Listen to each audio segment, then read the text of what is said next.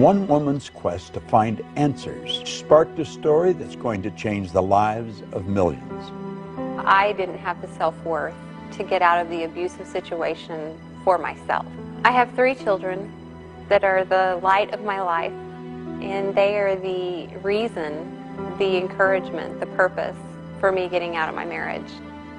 Holly Walker finds herself in a devastating situation.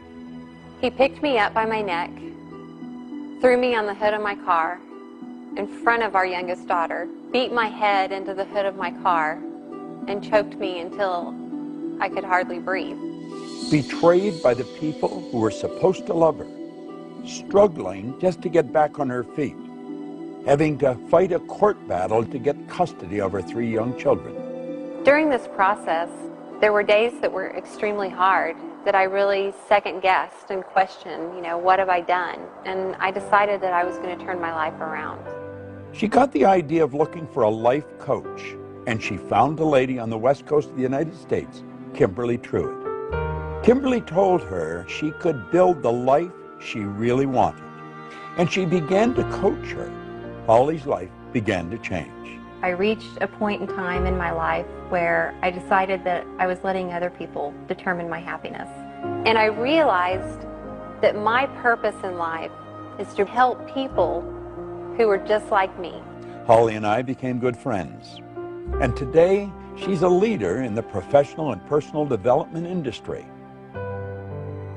This film, Beyond the Secret, is an expression of Holly's dream. One way of helping you and the millions of people that will be watching it.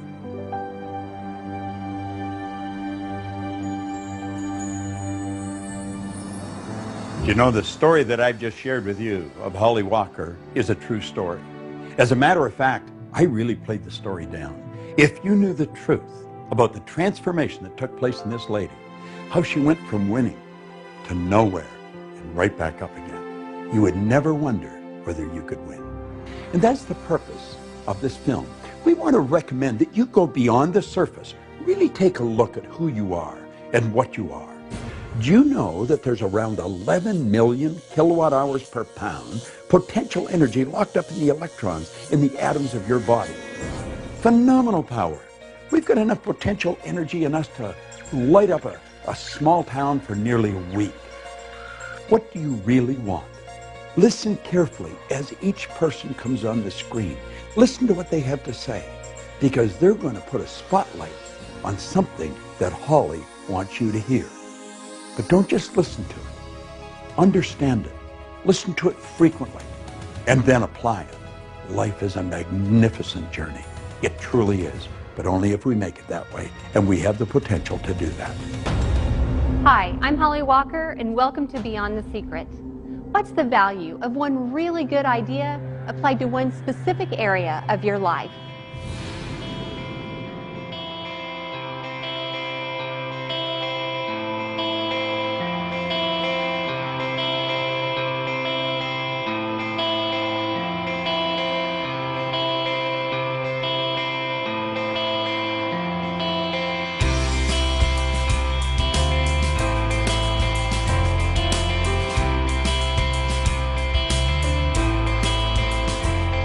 If you consider that every building in every city across our world has its ancestry in human thought, leading scientists and specific principles from the field of quantum mechanics are confirming what spiritual teachers have been telling us for centuries. This isn't just wishful thinking.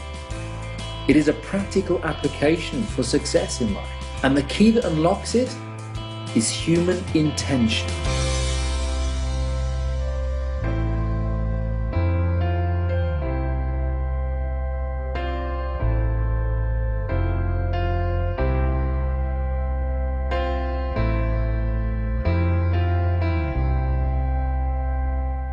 The law of attraction is no longer a secret. It's been discussed, ripped apart, examined, and put into practice by those with the awareness of how to use it to their benefit. You may be like I was, confused, disappointed, or maybe you just have a lot of questions that you need answered. My website has received thousands of emails. I think I'm doing everything I'm supposed to, but it's not happening fast enough. Why am I not making more money? Why isn't the law of attraction? I want to start living my dream lifestyle, not just dreaming about it. How do I do that? I made it my mission to find the answers. I set out to meet with the teachers who inspired me, the ones who really spoke to me and helped guide me through some very difficult times in my life. And literally, through the law of attraction, over the course of a year and a half, I was able to sit down with some of the world's leading visionaries and most inspirational teachers and ask questions. The wisdom that they share in this film is invaluable, and you can use it starting today to change your life. I have heard time and time again, and you've probably heard this yourself, that the law of attraction doesn't work. That's like saying the law of gravity doesn't work. The law of attraction is always working, just as the law of gravity is. Gravity keeps you sitting on a chair and you're not bouncing off a ceiling. But if you use it wrong and walk off a building, you're toast. Well, it's the same with the law of attraction. The law of attraction, though, is a secondary law.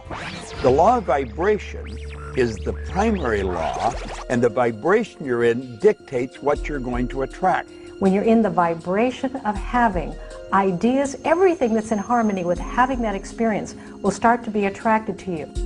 Like energy attracts like energy. If you're not in a good vibration, you're going to attract stuff you don't want.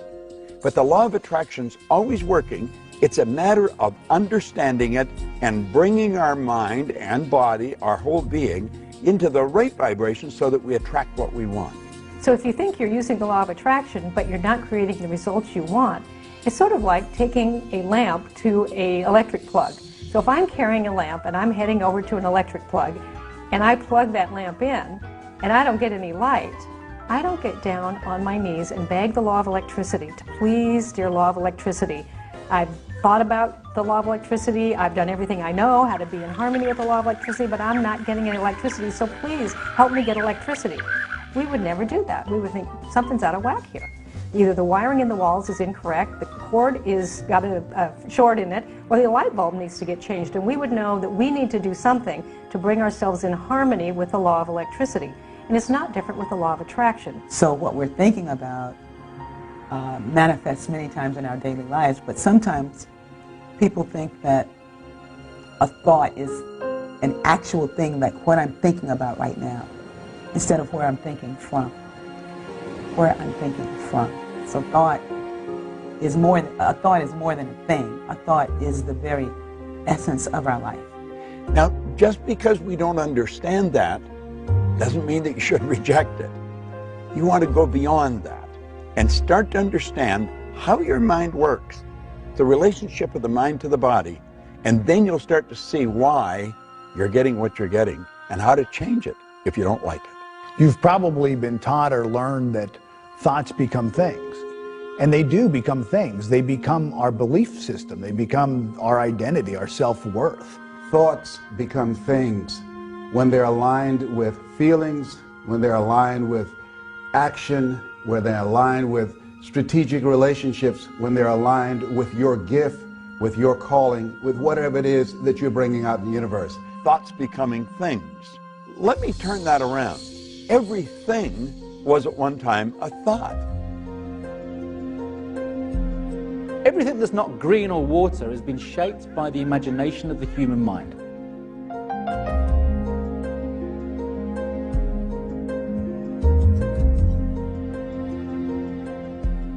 Everything you look at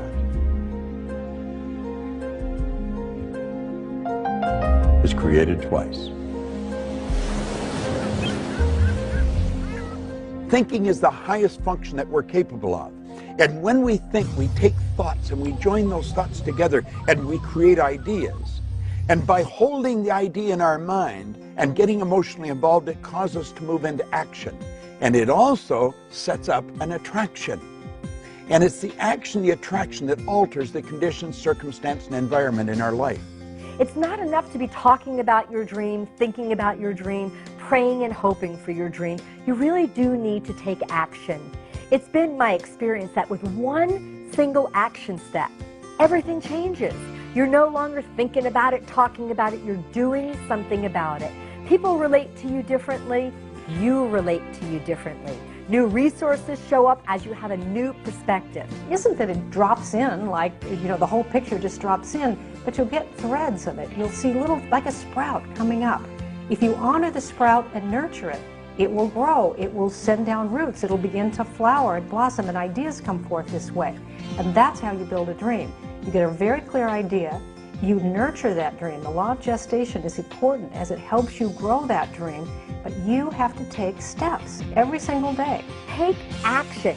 Create what I call a wow within 1 week. What's the step that you're going to take to demonstrate you're more committed to your dream than to any doubt, fear, or reality that might get in your way? It's in acting on your dream that it truly becomes real. A baby step in the direction of your dream and the direction of what you want to create. The law of the universe will work just fine. It's about us learning how it works, getting in coherence with that, and practicing that on a daily basis. So baby steps are a great way to take your steps forward. Baby steps will take you all the way up Mount Everest, by the way, if you just keep taking them. And oftentimes, the change takes place first inside before it's expressed outside. If you're taking action and you don't see the results, be aware that it's coming. And in fact, if you do build your awareness around and start looking for little examples, little results that actually are coming your way, I think you'll find that they're already there. What I've realized is when I was relying on just blind faith, whenever I would meet with this condition or circumstance that I didn't know how to go through, oftentimes I stepped backwards into safety. It's really faith based on understanding how we operate that allows us to move confidently through that terror barrier and into that area of unknown outside of our comfort zone. It takes 5 years to become a plumber. It takes 5 years to become a mechanic. I'm not quite sure how long it takes to become a medical doctor, but I would imagine a few more than that. Well, we can't watch a 70-minute DVD and like that understand what makes life tick. We've got to make a decision that we're going to study something about ourselves. It takes a different kind of process to grow the bamboo tree. You plant the seed and you water and you cultivate the soil for 5 years. And at the end of 5 years, the bamboo tree that does not break through the ground in those 5 years, in 6 weeks it grows over 90 feet tall. Now the question is, did it grow 90 feet tall in 6 weeks or in 5 years? And I say in 5 years, because had at any point in time you stop watering it, at any point in time you stop cultivating the soil, the bamboo tree would die in the ground. A lot of people, because they're impatient and they want things right now, they allow their dreams to die in rejection. They allow their dreams to die in bankruptcy. They allow their dreams to die in negative conversations. They allow their dreams to die in excuses. They allow their dreams to die inside of them because they're not patient. They don't trust. They don't believe. Belief and trust gives you patience. When we're born, we are programmed to move along a certain track. That's called genetic conditioning. It's part of a paradigm, part of a control mechanism in our mind. And then we're programmed environmentally. Thoughts that you hold and the thoughts that you choose start to create your beliefs. They create your paradigms. They create the filters through which you see your world. Those beliefs are really what determine the actions that you're willing or not willing to take. And I don't think it takes any genius to tell you that the actions that you take in life are those things that are most responsible for the results that you're getting. I think the first thing you have to do is you've got to decide exactly what you want and then write it out in a vision form. We can take a pen and a piece of paper and decree our own destiny. Like a story, like it's already happened, like it's present tense. Now, if we don't do that, and unfortunately not that many people do, then it's predetermined. It's predestined by the paradigm that's built into us at birth. But you have the ability to change it. You build the image, you get emotionally involved with that image, you hold that image in your mind of that life that you want to live and you in it. And you will begin to see those results manifest themselves. That is the way to create the life that you want. Our gifts come to serve the world, not to make us rich first, you know. And so, but I was trying to get rich off my gifts. And I was so sad. I worked the principles too. I wrote it down. I did all the things that I learned to do early in the game. And I was very depressed a lot of the times because what I wanted to see happen was not manifesting. You know, we live in this GPS society where we think we have to know every single step we've got to make, and it's really not that way. It didn't dawn on me that maybe I was on the wrong track, that maybe there was something better for me. As long as we know what the very first step is for us to take, and we may not even have a clear idea of that. Thoreau said if we'll just advance confidently just in the direction of our dream, we can live the life we've imagined. But one thing that I didn't stop doing was that I didn't stop singing, and I didn't stop writing songs, and I didn't stop with my interest in music. I loved it. What we need to know is why, what our purpose is. Knowing how to do something really is at best guessing. That's something that's left to our Creator, to our relationship and understanding of how God operates with and through us. I got to a spiritual community that really inspired me, and I heard the message. I heard this message that said I was more than my idea of what I thought life was. That there was something greater happening than what my disappointment had said the world was. I was disappointed with the world. I was disappointed with everything. I was pissed off. I was mad. I was cynical, you know, because I had worked the principles, I thought. And I was like, once I really understood what that meant, I became alive again. That numbness inside of me began to thaw. You know, that numbness from disappointment began to really thaw. God never meant for me to be Lionel Richie. Lionel Richie, like Oprah said, Lionel Richie was taken. You know, I was here to be Ricky. Or what did that mean? You know, what? And then I started writing these songs of inspiration, writing songs about, you know, about love, about God. That's what I came to do. That's what I came to do.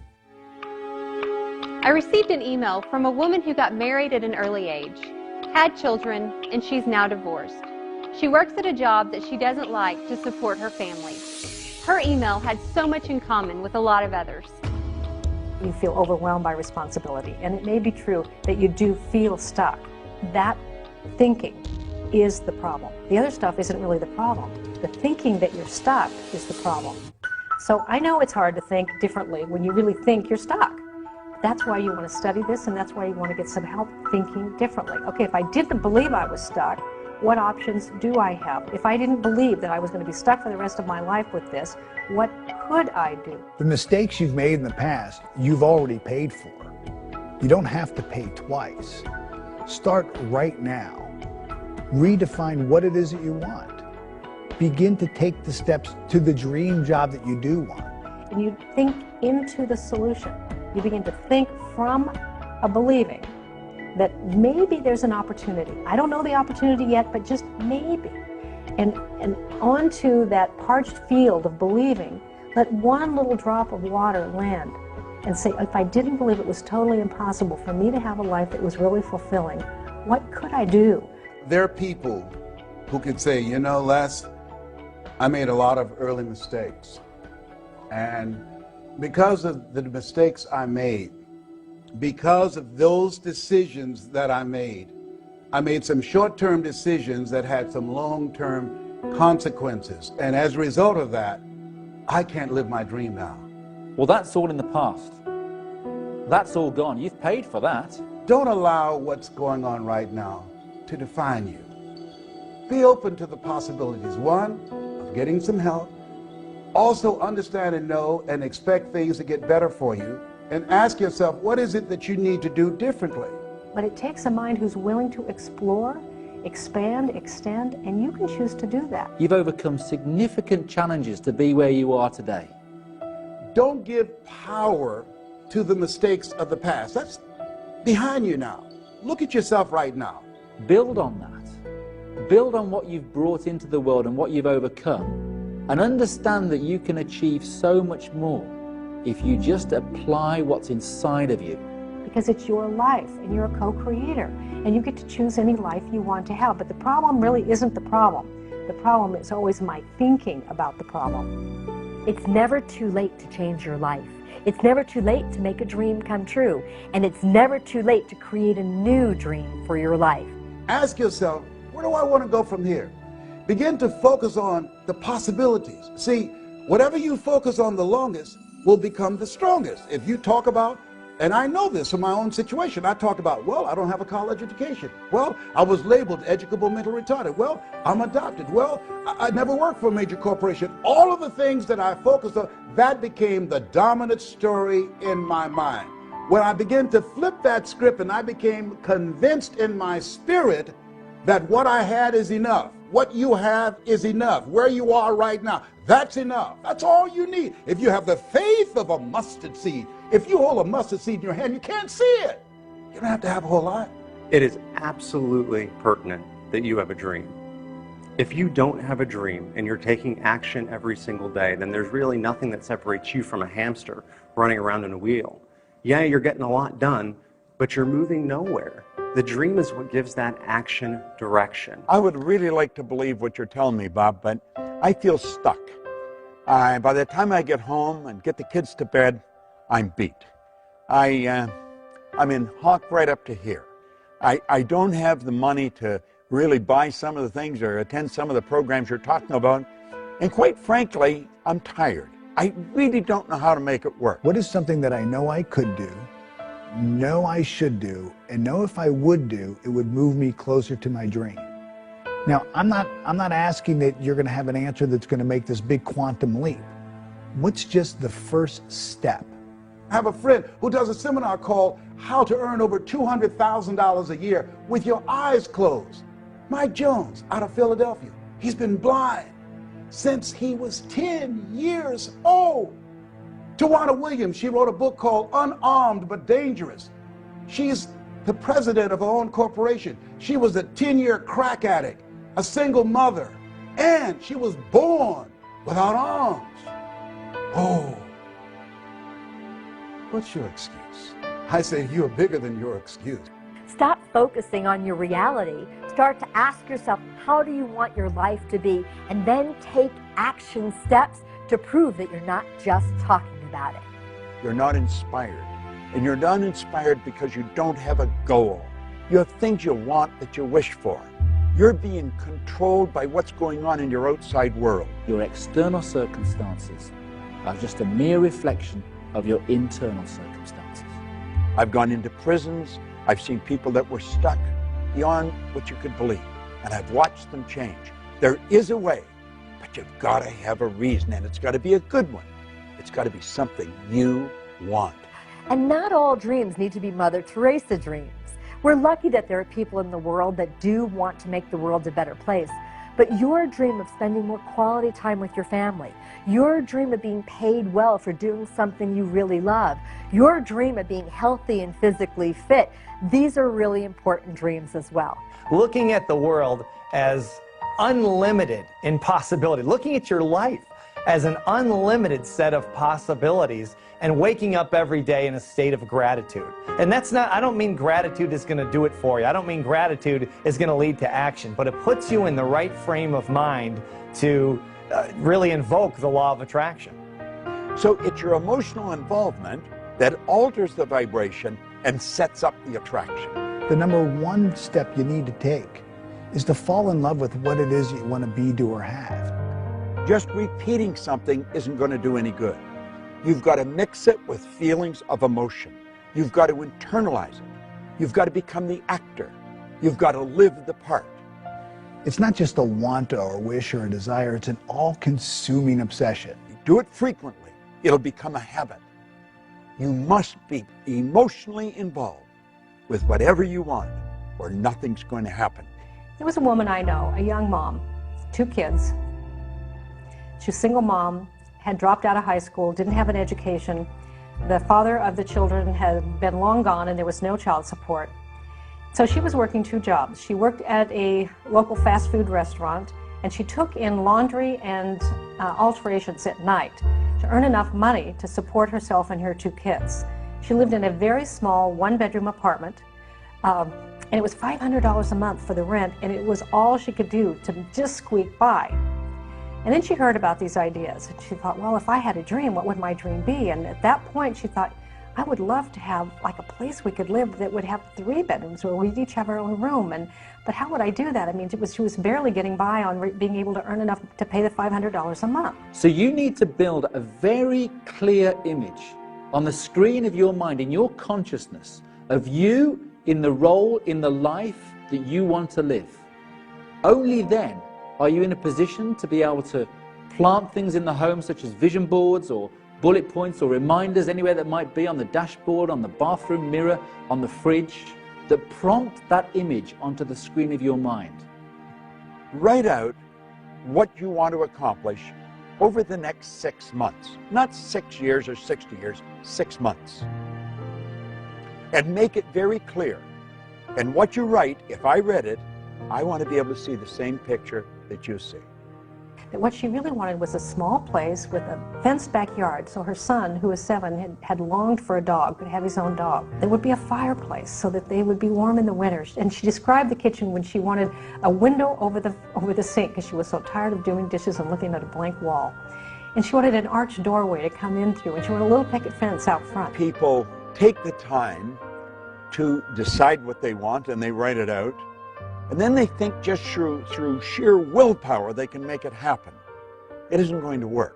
That's like a fly trying to fly through the glass in the window pane. It's going to die on the windowsill. One of my favorite quotes comes from General Schwarzkopf. He says that in times of war I find plans utterly useless, but planning to be priceless. Really, what would you do if you just didn't believe it was impossible? And she said, well, I'd look for it. If that's exactly what you do if you didn't believe it was impossible. Go look for it. And she said, well, I found exactly what I'm looking for, but I don't feel any better. I actually feel worse. I found this little house. It needs a lot of work. It's got hardwood floors need to be refinished, and the cupboards need to be redone. But there's a window over the sink. There's a little fireplace. There's no grass in the backyard. But there are 3 little bedrooms, and the picket fence needs to... She said, but now I just feel worse. And I said, but if you didn't believe it was impossible. And she said, I don't know how this works. This can't be work. You know, I just feel worse. And they said, do this. If you didn't believe it was impossible, what idea could you get?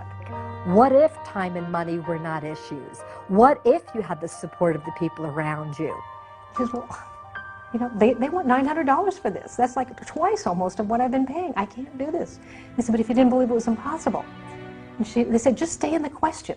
If I didn't believe it was impossible, what would I do? And here's the action part of applying the law of attraction, is that you take a step anyway. In the absence of knowing everything, you take a step anyway. It's a baby step. And you have to stay in the inquiring mind. If I didn't believe it was impossible, what could I do? What could I do?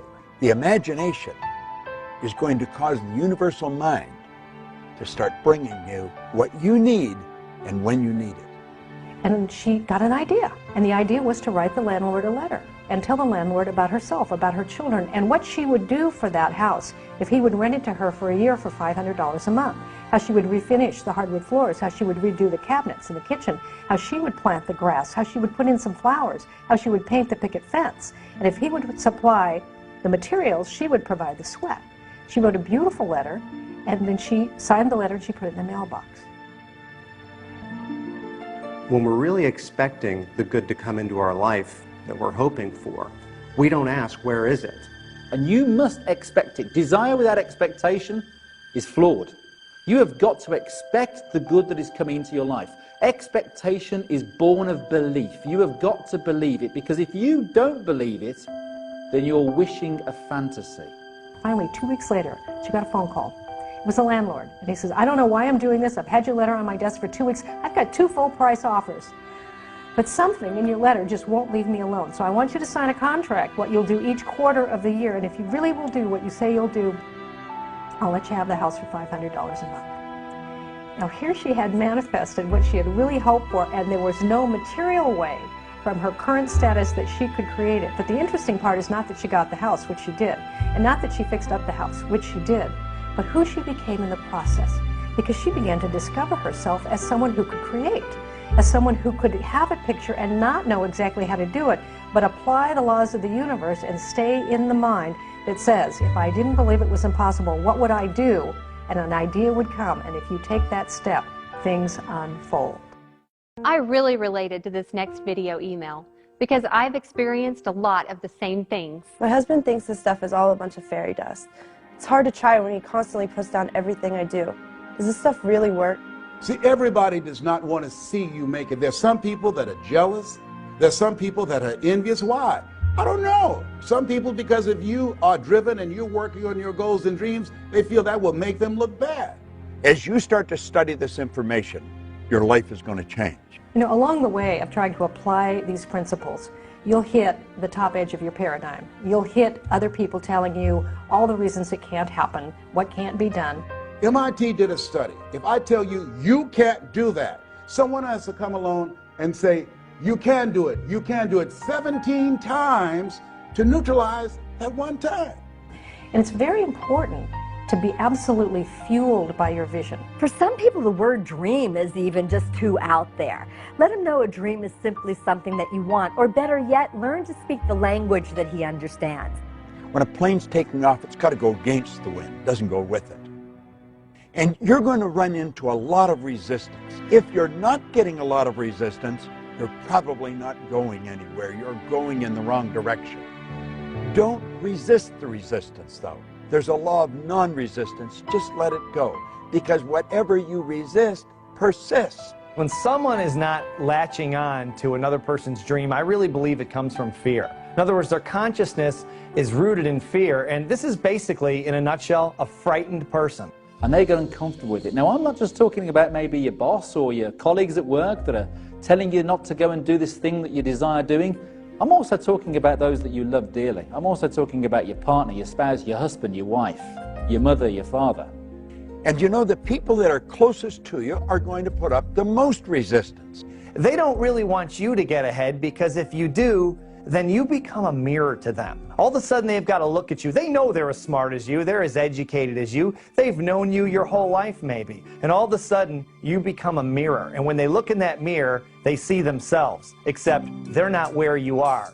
And sometimes they can resent you because of that. And it causes problems in friendships. It causes problems in families. And it's just part of moving ahead. It's part of going to the top. They don't understand what you're doing. They don't understand where you're going.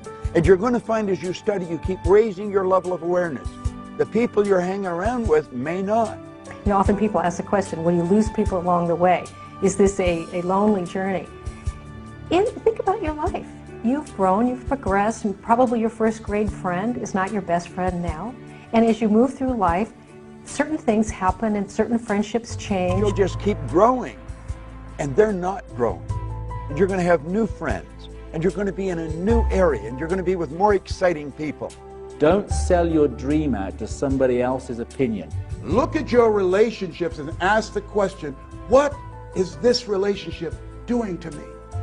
It's a new term in psychiatry called relational illness. There's some people that can make you sick. I have a friend, I'm serious. I have a friend who, when she was married for 9 years, every year she had to have some kind of surgery. And once, and now it's been over 8 years, she got a divorce. She never had to have another surgery. If your why is big enough, the how will show up. So you want to stay very much in touch with why you want this dream, why it's good for you, why it's good for others, why you want to be doing this thing. If you're not yourself, then you're not free. You shouldn't be the person that your wife wants you to be, your husband wants you to be. You've got to be you. And by being you, you will be the wife that you want to be, the husband that you want to be, the employee you want to be, or the boss that you want to be. Because if someone else raises their eyebrow and says, really, you think you're going to do that in this economy? You think you're going to do that with your education? You think you're going to do that?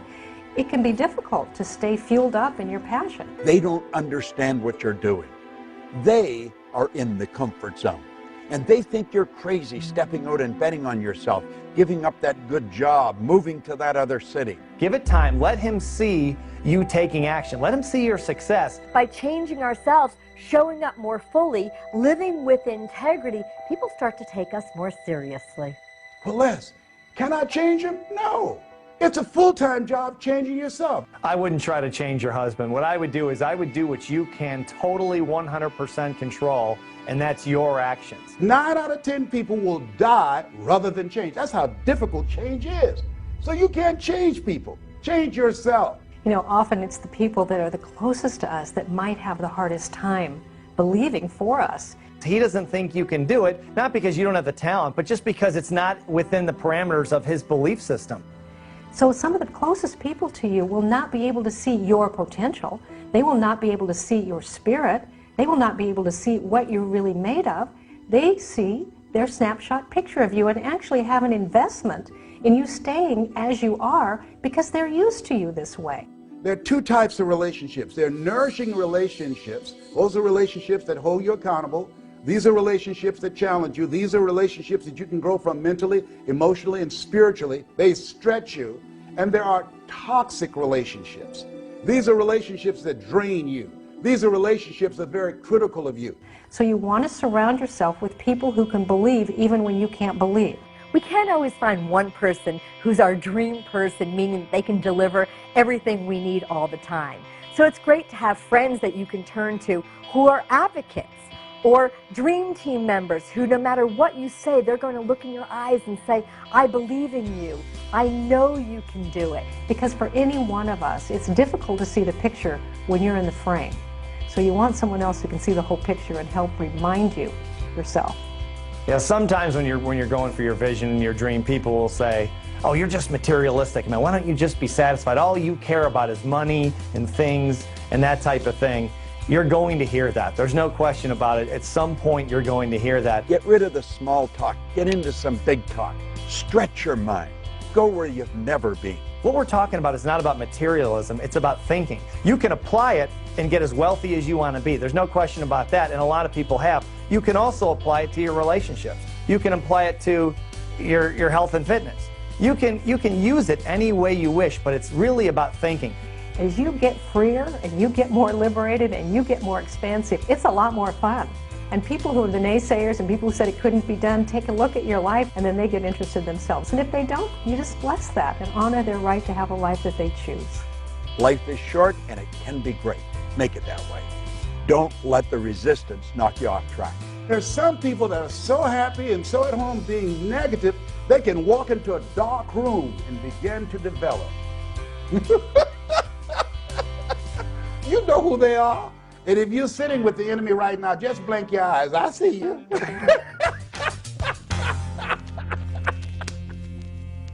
This video email is from Laura, and she is like so many of us. She doesn't like change. I hate change. I'm not happy with my life, but making huge changes seems way out there, and I don't want to end up being laughed at if I fail. You know, if we'll be open to a new idea that maybe change can lead us to the growth that we really want in our lives, to a completely new who we are, a redefinition of our purpose in life, a full realization of our potential, then maybe change doesn't become this thing that we have to struggle with or wrestle with. Most people live their lives completely at the whims of the circumstances around them. It's easy to get comfortable in a life that isn't really that comfortable because we're used to it. Get out of the comfort zone. You know, if you're comfortable where you are, you're in a bad spot. You know, I was very corporately conditioned. I was programmed to go into work every day, to earn the salary check, and the thought of not having that salary check, the thought of not having that company car, the thought of moving out and doing my own thing scared me witless. It kept me in that place for 4 years beyond when I should have gone. Don't settle for comfort. Life is too short. It can be a phenomenal trip. Don't give yourself permission to continue to be where you are. Give yourself permission to grow. Give yourself permission to reinvent yourself. Give yourself permission to take your life to the next level. When people say to me, I'm scared, I know where they are. Because you see, we're controlled by our conditioning. We're controlled by our paradigms. And they will keep us gripped because they don't like change. Status quo is their business. Being comfortable is not a good place to be. And unfortunately, most of us were encouraged to get there. Just get enough money to pay your bills and everything's going to be great. People who live lives of greatness are willing to be uncomfortable in the interest of growth. They're willing to stretch a bit. They're willing to be in some uncharted territory. It's when you're uncomfortable that you're growing. It's when you're a little scared. You're excited and scared at the same time. And that feeling at the conscious level is worry. At the subconscious level is fear, and in your body is anxiety. Now understand what this message is from your mind. Your body is just an instrument of your mind. This is your mind's way of telling you that you are about to grow. It's when you're going after something, you have no idea how you're going to get there, but you've got to know you're going to get there. It is not your mind's way of telling you that you cannot achieve what it is that you're about to do. You have infinite potential. Step out and bet on yourself and keep going until you reach a point of discomfort. Then you know you're growing. A 100,000-mile journey begins with the first step. You take that one step, you'll find that the next step will become clear to you. And then the next step. And before you know it, things will have changed like that. Now, if that's not something that you like or want to do, then you get to have the life you want. And you can stay stuck as long as you want. It's your life. But ultimately, if you notice, you might get really tired of feeling hemmed in, closed down, shut in to a life that is very repetitive. Some people live 90 years, some people live 1 year 90 times. The beautiful thing about being who we are is we have the ability to make choices. J. Martin Coe, in a little book called Your Greatest Power, said that is your greatest power. It's the power to choose. Every day I wake up, I make up my mind, today's going to be a great day. And you know something? It is. If you learned to walk, you had some disappointment. You saw a toy across the room. You wanted to go get it. You stood up and you fell down. And you stood up and you fell down. And you stood up and you fell down. And you never once, when you fell down, went, that's it. I'm just not meant to be a walker. No baby does that. But as adults, we get older and we start thinking we're smarter than that. So we fall down in love and go, that's it. I guess I'm not meant to have love. I don't want to be disappointed and hurt again. We fall down in money. And we say, oh, I guess it's not for me to have abundance. It's not about that. It's about a willingness to have some stretch goals. And you are going to fall down, and you are going to have some disappointment. But it's okay if along the way, what you're recognizing is you're part of something that is much bigger than a little bit of disappointment or having your dream come true exactly when you thought it should. You're living a life. If you look at the most successful people that have ever lived, the ones alive today or the ones in the past, failure was a part of their journey. And you're living in what Hildegard de Bingen in the 13th century called the best life there is. And she said each one of us must learn to live on the green, growing edges of our own becoming. You're here to do what you love to do. And then it's more than just following your bliss. It's really, really doing the thing that you love to do and learning how to do that well, not to think that, well, just because I can sing, I love to sing, well, let me go get a record deal. Let me go get a contract. Let me use the laws to manifest this. And it's like, well, no, let's learn to sing. And that's where aliveness is. So you get to choose how much life you're willing to live. We're here to serve our gifts to the world. That's why we got them. That's why we got the things that we love to do. I mean, it's an indication of what it is you came to do. In your day-to-day activities, what really has meaning for you? And that'll be 75% of your purpose, of what you're passionate about. The other 25% can be calibrated by those around you that know you well. Ask them what it is that you're good at. Ask them what it is that they love about you, what you do at your best. Correlating both of those will be your purpose. I've always loved music. And so my vocation revolves around music. It always has. I mean, I've always loved doing that. And I've met so many people who just really didn't know. They don't know what they came to do. I'm thinking like, well, you just came to express your creativity. Now, what is it that you feel good about being creative? I mean, how do you like to express yourself? What is the way you like to do that? And somewhere along your line of interest lies the thing that you came to do. And then the people who would be served by what it is that you love to do. You watch most people, it looks like life was a practice run. They sort of tiptoeing through life, hoping they make it safely to death. But imagine, if you will, being on your deathbed and standing around your bed, the ghost of the dreams, the ideas, the abilities, the gifts given to you by life, and that you, for whatever reason, you never pursued those dreams. You never used those gifts. You never acted on those ideas. You never used those abilities. And there they are standing around your bed looking at you with large angry eyes saying, we came to you. And only you could have given us life. And now we must die with you forever. When a person is numb, they're so cut off from their own happiness, from their interior happiness. It's very difficult to know who you are and when you're in that place. And that's when you need a spiritual healing. That's when you need something to shift inside. That's when you need to be still so that you can discover what it is that wants to speak to you, that wants to speak through you. The wealthiest place on the planet is the cemetery. There you find potential never manifested. There you'll find books never written. There you'll find music never played. There you'll find ideas and businesses never given birth. It's your life, and you get to choose. But I'll tell you this, there is way more joy and way more fun and way more aliveness if you're willing even to explore a little bit. And you don't have to take giant steps of change. You can take baby steps of change. Just be willing to explore a little bit. And what will happen is your change muscles will start getting stronger. And you'll start to have a little more appreciation for the value of little changes because they produce great results over time. You're stronger than you can ever begin to imagine. You and everyone watching this can do it. You've got something special. You've got greatness in you. How about living your dream lifestyle instead of just dreaming about it? Let's throw this to America's dream coach, Marcia Wieder. The difference between a dream and a fantasy, like winning the lottery, is that in a dream you can design a strategy for getting there. A fantasy is wishing for something. So if you're not emotionally involved with an image or an outcome that you want, a result that you want in your life, then you're idly wishing. You've got a fantasy.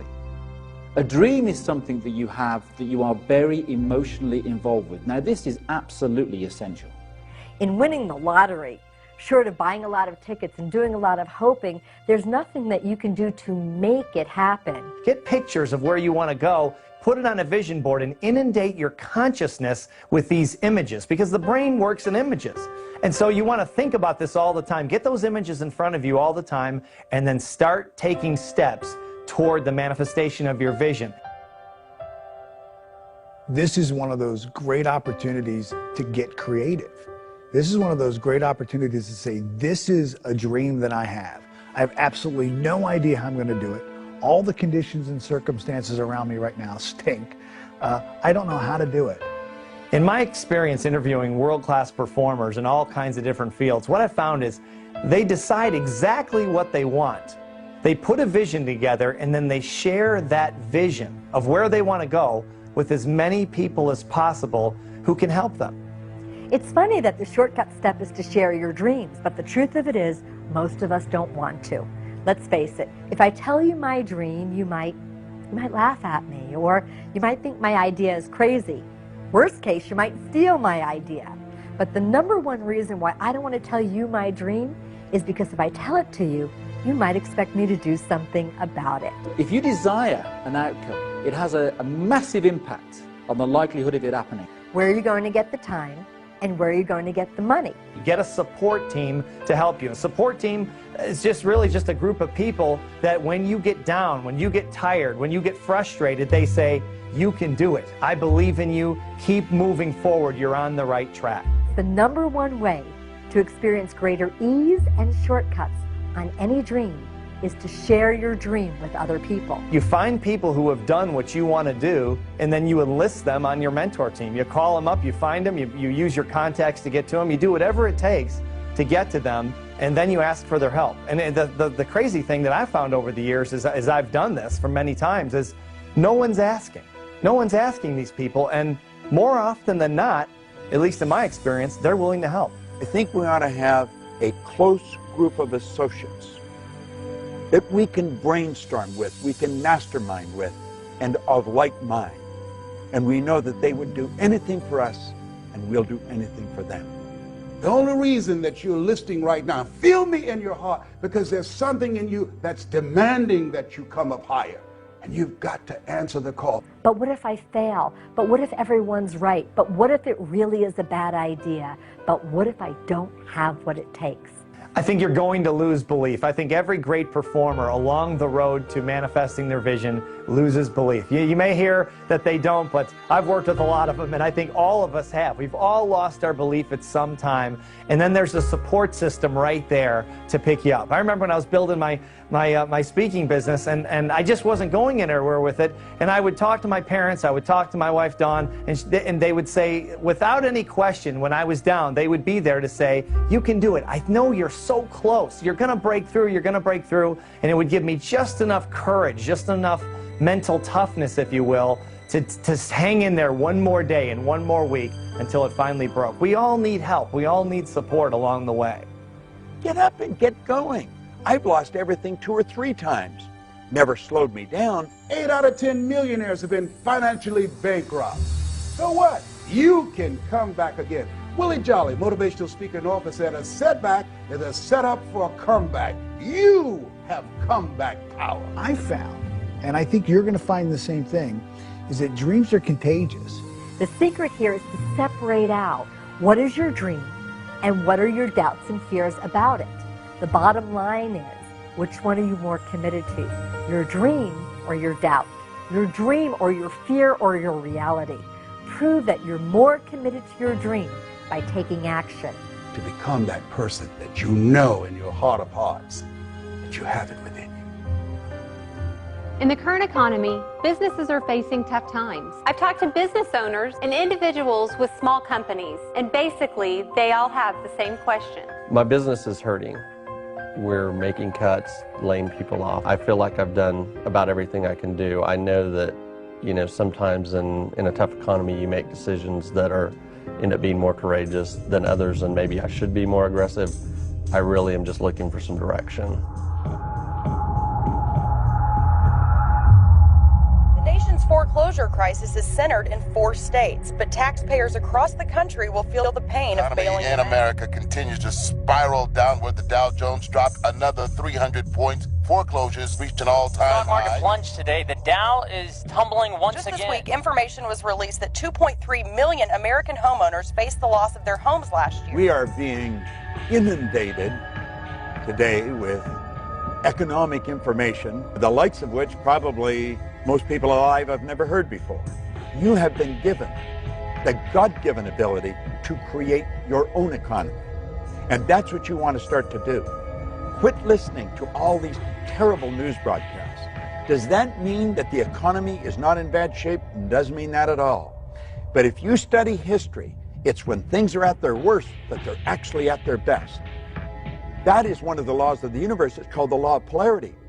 You've got to train yourself to look for the good in it. Go back and study during the Great Depression of the 30s.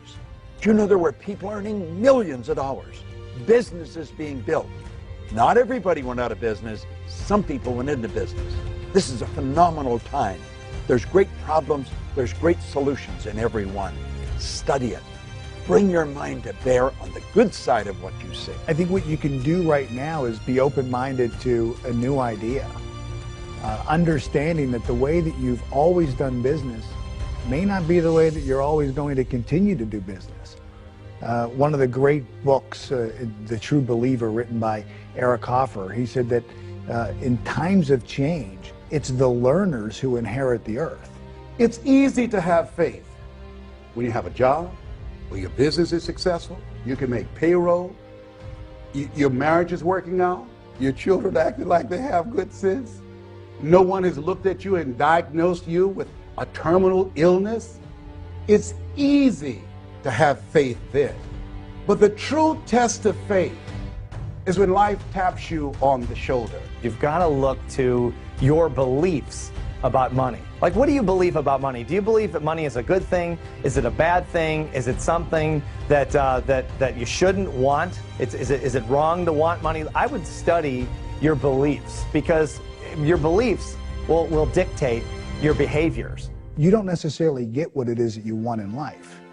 You get what you believe you're capable of. You get what you believe you're worth. And if your behaviors aren't in line with making more money, you won't make more money. You can wish for it all day long. It's not going to happen. But if you can alter your beliefs and expand your beliefs around money, you can automatically, just by default, change your behaviors around money, which will ultimately lead to making more money. A person doesn't earn $50,000 a year because they want $50,000 a year. They earn $50,000 a year because they're not aware of how to earn $50,000 a month. Stop and think of the things that you're aware of today that you weren't just a couple of years ago. Awareness is the most phenomenal thing. If you were aware of how to utilize the potential that you've got, your whole life would change just like turning on a light. Awareness, you develop it through reading, you develop it through listening, you develop it through studying people who have done what you want to do. Study people that have developed wealth and watch the way they live. I don't mean the cars they drive or the houses they own. That's all fine, but that's all icing on the cake. Everything you own at the time of your death is going to belong to somebody else. But what you are is yours forever. No one is any better than you, and no one's any worse. We are truly equal. And what we want to do is really understand that. Do you know that everything, ourself and everything that we see, is energy? And it's in a source of vibration, pure and unadulterated spirit. There's an infinite amount of money. I don't mean there's an infinite amount of paper and gold. I don't mean that. I mean, making money is really unlimited because money really flows directly from ideas. When you begin to start thinking, get grounded within yourself and be still and start thinking and not allow yourself to make decisions from your fears. Zig Ziglar calls fear false evidence appearing real. You want to be thoughtful and start thinking and strategizing and developing a plan of action or where you're going to go now, where you're going to move your life, what's next for you. Because there is something available for you. It's now time for you to start a new chapter in your life. There's total abundance out there. Most people don't know that, but that doesn't mean you can't believe it. That's what wealthy people believe. They believe there's no end, there's no limit to the wealth they can build. I remember a point in my life, things were working out real good, and I said, this is too good to be true. I had a talk show. They paid me millions of dollars to do the show. And when I came into New York and was in the studio in Manhattan Studios, I looked around and I said to my mentor, this is too good to be true. And he said, Les, there are no overachievers. I said, Mike, this is too good to be true. Something is bound to happen. And it did. Thou shalt decree a thing, and shall be established unto you. Death and life is in the tongue. Don't be afraid of taking a risk. If you fail, you can get up and go at it again. Failing is a part of winning. One of my favorite studies is on The Spirit of Opulence, written by Thomas Troward. He said that when we're drawing from the infinite, we never be afraid of taking more than our share. I just love that. He said that's not where the danger lies. The danger lies is in taking less and being willing to settle for that. I am asked over and over again, is this a good time to take a risk? Step out and follow your purpose. Do you know the worst thing that can happen to you is not to take a risk? That's the greatest risk. See, I live with the idea that if you're not on the edge, you're taking up too much room. We've got to step out of the life we're in if we ever want to get to the one we're going for. You know, a lot of people talking about waiting for their ship to come in. And Abraham Lincoln talked about the fact that the people who win in life are willing to swim out to the ship. You weren't born believing that money is the root of all evil, or that you should go to college, or you shouldn't go to college, or you should get married or not get married. Those are all programs from people of influence in our childhood. When we were little kids, people said this is right and this is wrong. And we believed it because we didn't have any frame of reference as children to argue with them. Well, now we do. Now we know what we're going to need to get where we want to go. The quality of thinking that has defined who you are and the life conditions and circumstances you have now is not the same quality of thinking that's going to produce what it is that you want and move you beyond your comfort zone. Now you believe it. Now what?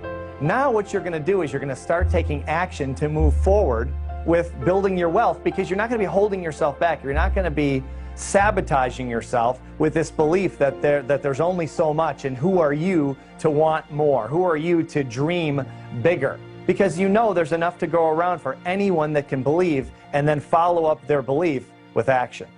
If you have an idea of a business that you want to start, and immediately you sit down with pen and paper and want to figure out how you're going to afford it, you might right out of the gate compromise the dream down, making it smaller, because you know that you can afford this much money. But as you start to pump up the muscle of being more creative, more visionary, dreaming bigger dreams, you'll also see that it's more powerful to really go for what you want and then figure out how to make it happen. first understand what your dream looks like. And then when you know what your dream is, then decide if you have enough money or not, because how possibly could you know how much money you need until you start taking action towards it? In our conscious mind, we have this thought that we want to be, do, or have more. We want this big income, we want better relationships. But that thought then has to be in harmony with the belief of who we are. And oftentimes it's not. And here I think is where I know for me in my life, many times, and I think a lot of people get stuck because this is where we surrender.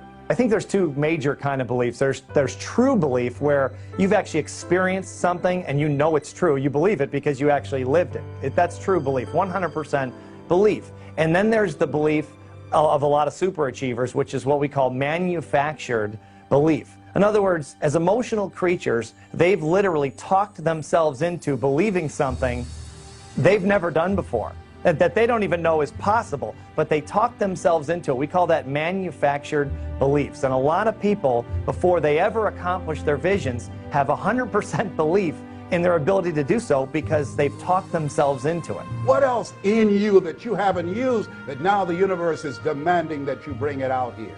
Really get very clear on the vision of what it is that you want to do. Internalize that vision, become emotionally involved with it. And then when you become intuitively aware of an action step, an idea, one of those out of the blue moments that you can do that would move you closer, that's when you act, regardless of the condition or circumstance. Those are the 3 steps. Build the image, internalize the image, and then take action. When you are actively engaged in making things happen, you don't have to be depressed. I don't think most people will do what we're talking about. That doesn't mean you shouldn't do it. You should do it. And that's one of the reasons to do it, is because most people won't. It gives you an unbelievable opportunity to move ahead. A negative person can look at opportunities and all they will see will be the obstacles. But a positive person, a person who has an optimistic view of life, they can look at the obstacles and all they will see will be the opportunities. And everyone could do it, but chances are they won't because of all that lack and limitation programming. Years, and if someone is 30 years old, chances are they have 30 years of lack and limitation programming. That's a lot to overcome. So most people probably won't do it, but you can do it. All you have to do is take the steps now. Take the steps starting today. Forget the past. It's over. Most people don't realize the 40-40 plan is gone. This is the era of the 3 C's: accelerated change, overwhelming complexity, and tremendous competition. The 40-hour-a-week doing the same thing for 40 years, that day is gone. That was a domestic economy. This is a global economy. You will have, if you're just getting into the job market, at least 5 careers before you're 65. This is the time you want to be creative. This is the age of what Ralph Waldo Emerson calls the age of self-reliance. You want to be creative. What are the various things that you can do that you're not doing right now? Today, as Robert Schuller would say, you either expand or you are expendable. Be creative. Start thinking, what is it I can use my talents and abilities for? I think if you'll start to focus on how you can rather than why you can't, you're going to find that not only is your business going to grow, but the people in your business are going to grow. Your success or failure in life is directly related to the quality and the quantity of the service that you provide. And as you're looking at yourself, whatever area you decide to get into, just make up your mind. You're going to be creative and relentless and disciplined and innovative, and that you're going to provide more service than you get paid for. You and hundreds of thousands of other people find themselves in a very similar position. One thing we do know is that change is inevitable. The way that we've always done things isn't always going to work in the future. What are your assets? What are your gifts? What are your talents? What are the things that you can do right now where you are with what you have? Chances are the conditions and circumstances for you right now are not conducive to you making this big change in your life. You have to find the yes people in your life.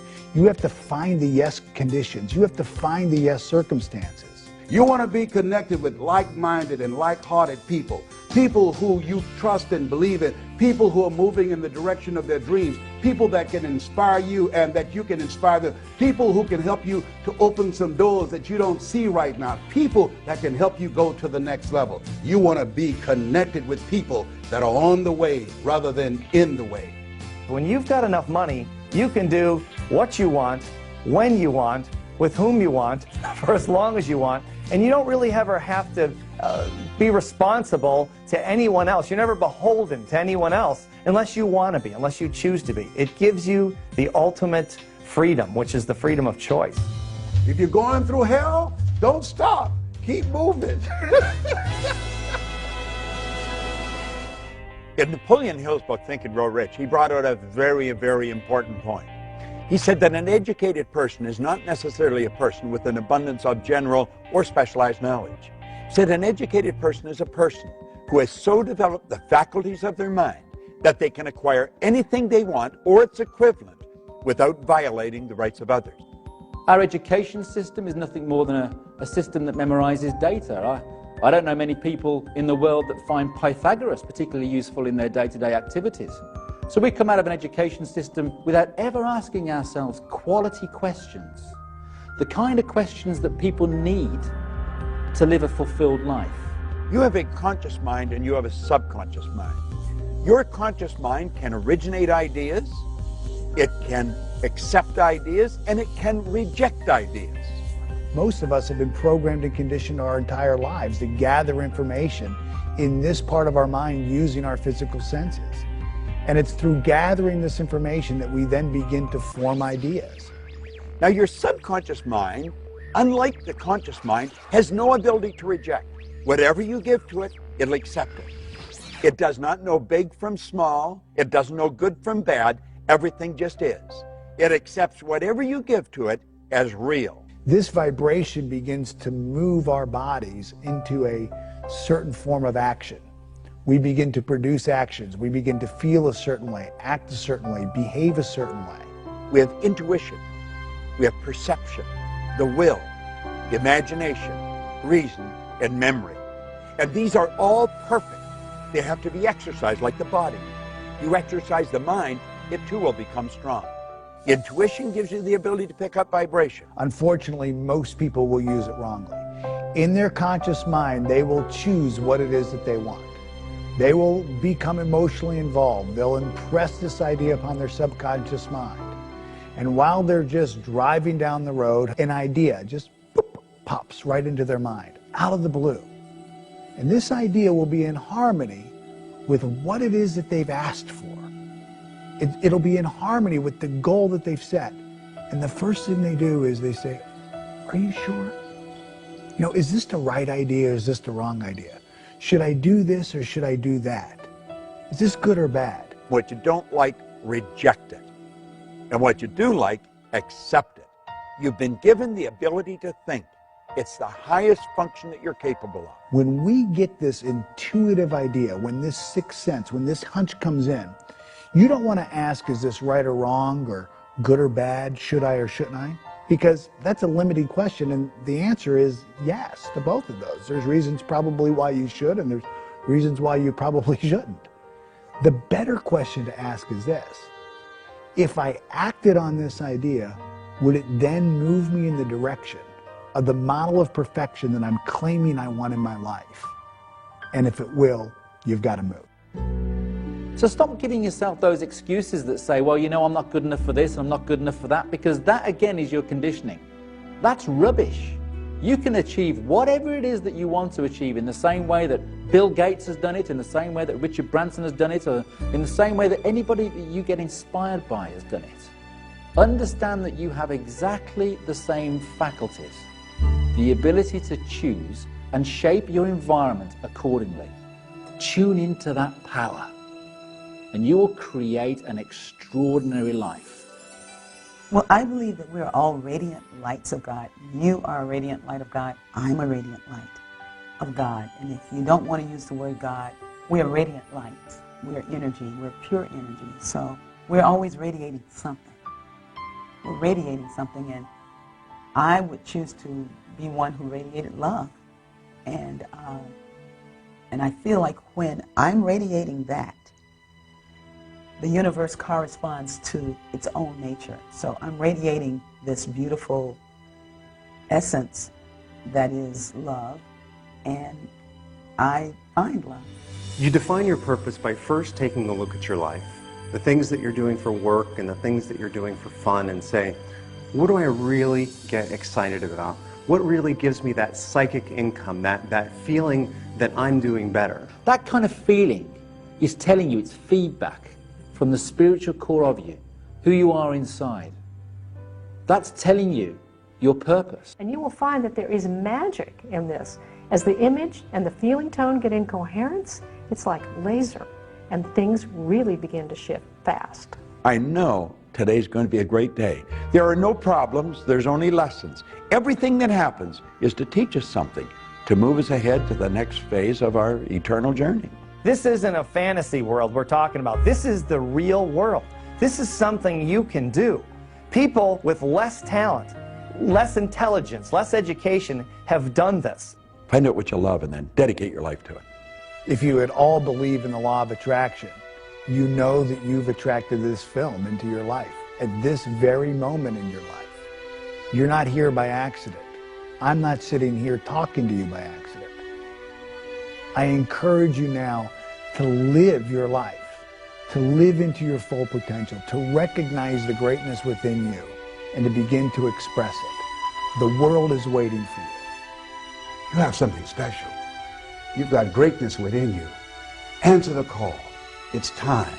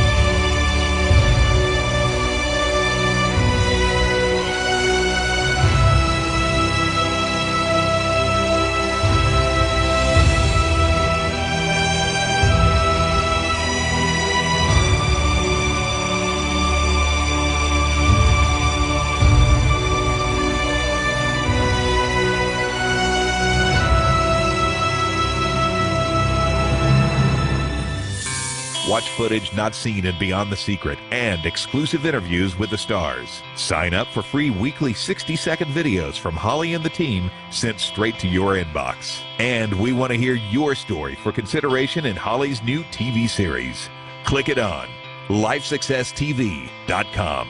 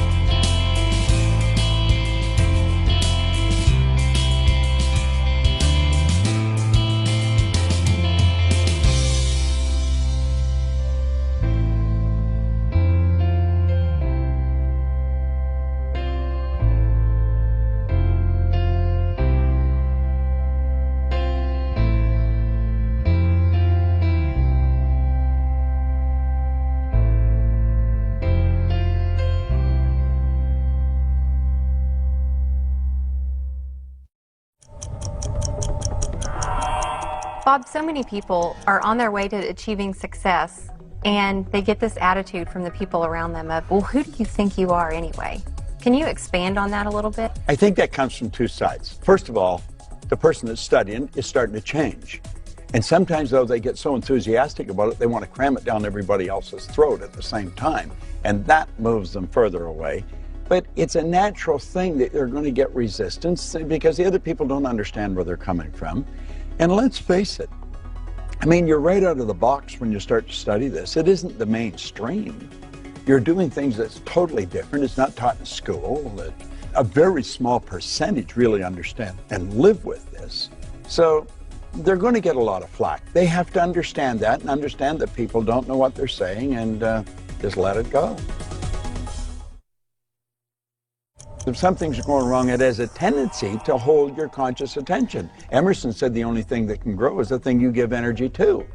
What we've got to do is stop ourselves just flat and say, wait a minute, I don't like that. What would be the opposite to that? And then write out what would be the opposite and then keep repeating it like a mantra if you have to. But we have a tendency to focus on what's wrong. And we've got to get away from that. And get away from any people. Don't let people talk to you about it. One of the things that you taught me, Bob, that has been huge in my life is that force negates.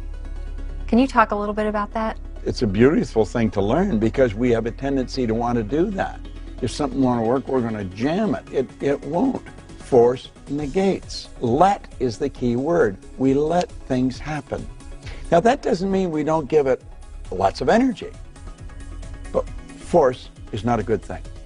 There's no power in force. I think they get into abusive relationships because they attract them. And it's low self-esteem on their part. And when they understand that, they probably stop it. I think most abuse, it's a man's problem. It's not a woman's problem, more often than not. And I think if a man sees another man being abusive verbally or otherwise, he should let him know that that just isn't going to fly. You know, you're not going to put up with it and put a stop to it. But the person stays in. People do the thing they fear the least. They're probably more afraid of being alone than they are of being in the bad relationship. But if a person starts to develop their own self-confidence, the abusive relationships will go their way.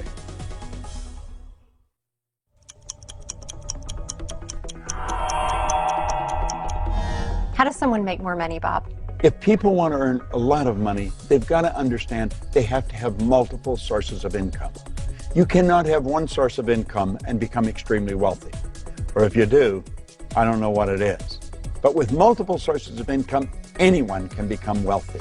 So it's worth studying. It's something we should understand. Now, when we talk about multiple sources of income, we're not talking about multiple jobs. That's what I thought it meant first, and I had 5 jobs passed out in the street. No. A source of income is where you provide service and you receive a reward. Working happens to be the worst way to earn money. We shouldn't work for money. We should be working for satisfaction, something that's meaningful. You provide service to earn money. And of course, if you want to really learn how to do it, study it and it'll happen. Find somebody that's doing it. I'm doing it. I help people study it.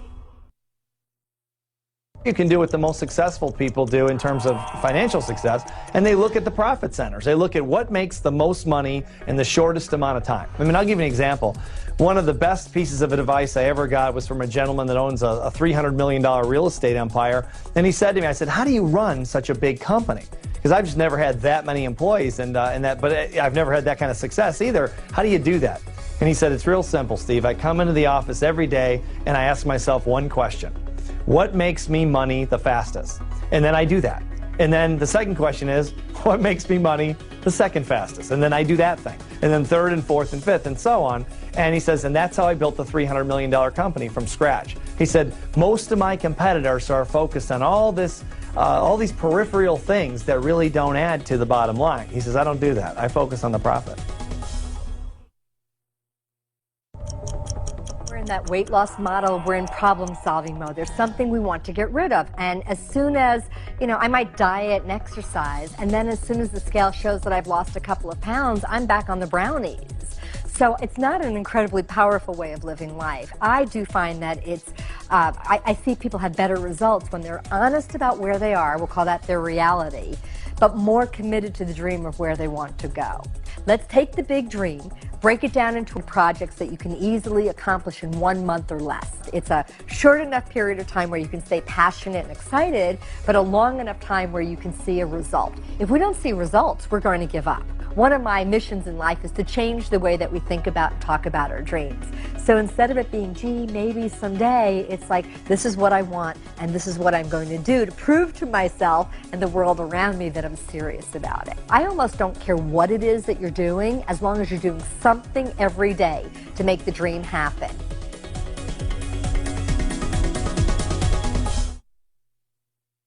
Can you give me some tips on how to stay successful even during these tough economic times? Especially in tough times, one of the keys to staying mentally tough is staying around people. Getting around people and maintaining friendships and business contacts of people who are more mentally tough than you are. And then just exposing your consciousness to that type of thinking.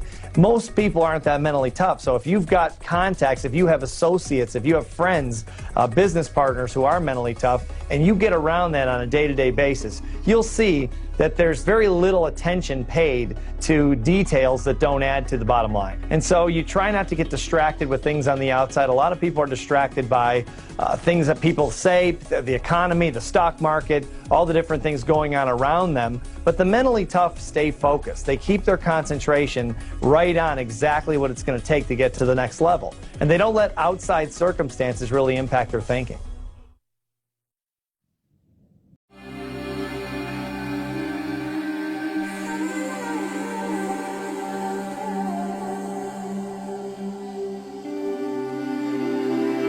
I discovered a glimpse of the secret when I was given this tiny little book.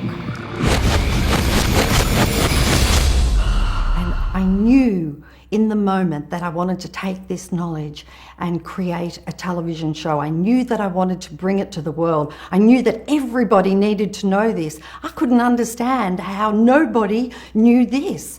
And so I used the secret to create the secret, to bring the secret to you, from the greats in history to the greatest teachers on the planet today.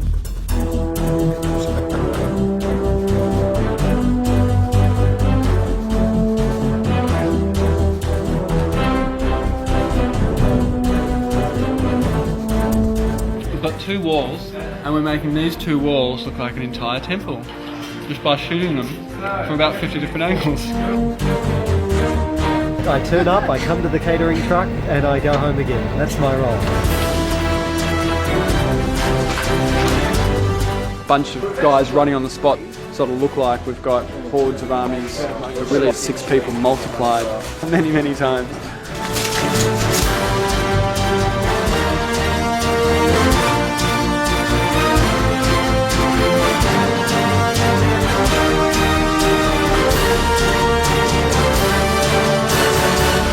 Turn some statues into gold, just in case you wanted to do that. Just in case.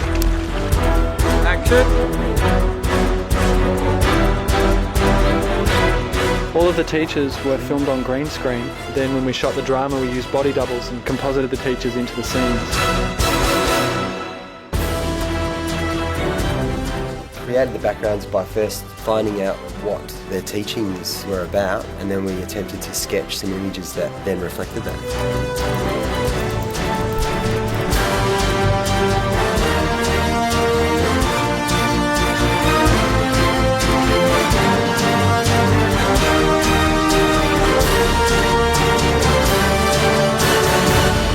And so now, for the first time in history, the secret that has been known by so few is being returned to where it belongs, with you.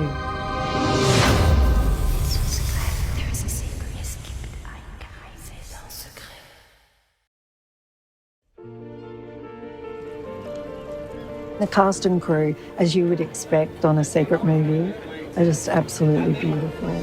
People that were just in the right place at the right time and just felt it was the right movie to do. The timing was perfect, and I mean, that's just for all the secret fans. They know that that's the way that it works. I'm open to the possibility that whatever happens, even the bad stuff, can lead to better things. Not in this house. We at the Secret team really hope with this movie that it will remind all the Secret fans of the power that they have to create the life that they want to create. Anything is possible if you really want it.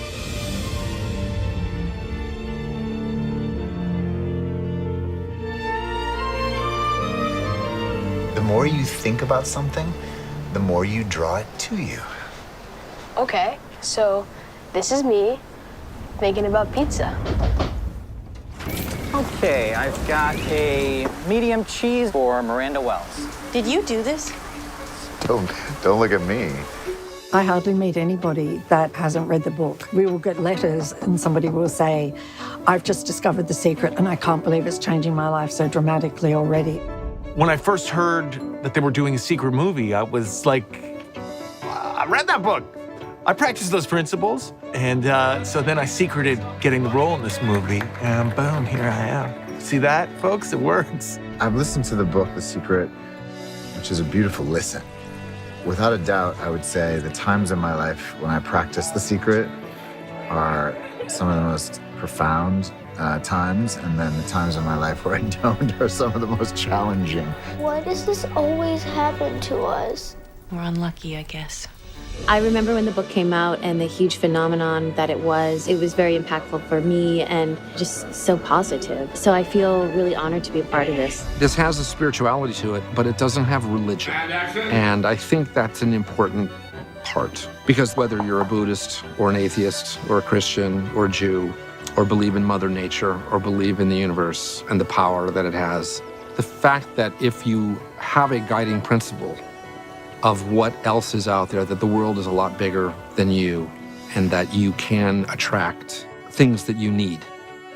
I think there's no doubt when I force myself to wake up in the morning and think, okay, good things are gonna happen today. And it's something I practice every day.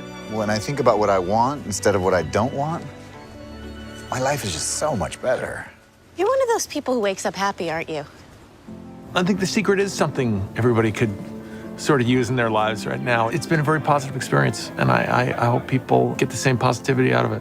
I really am so grateful that I get to do this. It's what I dreamed about doing when I was a little girl. So I do often wake up and say, I can't believe I actually really get to act and make movies and television and plays. And so I write lists of gratitude a lot. I really do feel very grateful. I've consistently heard from the crew and from different people on this movie that there's almost always a reason why they're here because of The Secret, because of the story, not just because of the script, but because of the idea behind it. As soon as I arrived, cast and crew have come up to me and told me that they're now using The Secret as a verb and they're secreting things. So since they started working on the movie, they're secreting the weather or they're secreting technical things. So it's really wonderful to see everybody getting involved like that. I know it's based on The Secret, and it's not a preachy movie in any way. It's a very, very uplifting movie. I think it's funny. I think it captures what it's like to have a family. It's a joyful film. It's a love story. It's someone coming into their own. I think The Secret team, we always knew there would be a movie at some point beyond the documentary. We just didn't know what shape that would take. Everything is always perfect timing, and this movie is perfect timing. Right? That's my girl. I think everybody should read The Secret. And if you don't want to read it, just sit back and watch the movie. It's a positive experience on everyone's life, you know?